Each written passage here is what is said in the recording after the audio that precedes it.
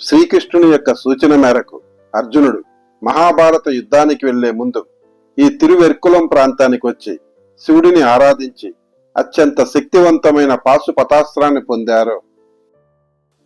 ఈ ఆలయంలోని ఉత్సవమూర్తి విగ్రహముగా పార్వతీ పరమేశ్వరు నుండి పాశుపతాస్త్రాన్ని తీసుకున్న అర్జునుడి యొక్క విగ్రహము కలదు.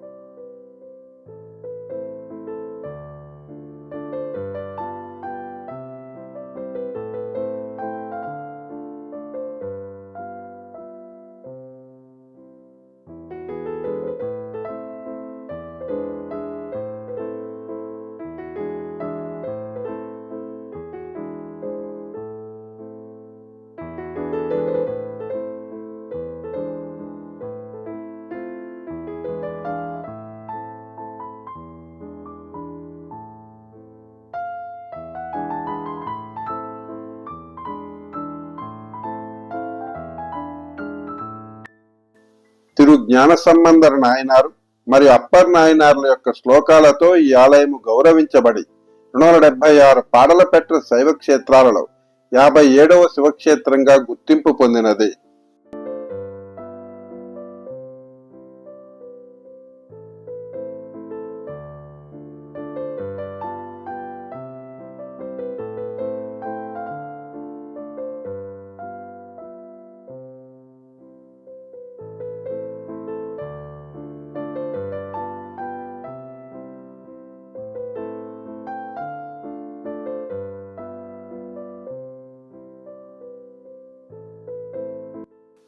ఈ పాశుపతేశ్వర ఆలయం చిదంబరం పట్టణానికి సుమారు 4 కిలోమీటర్ల దూరంలో అన్నామలై విశ్వవిద్యాలయానికి అత్యంత సమీపంలో కలదు.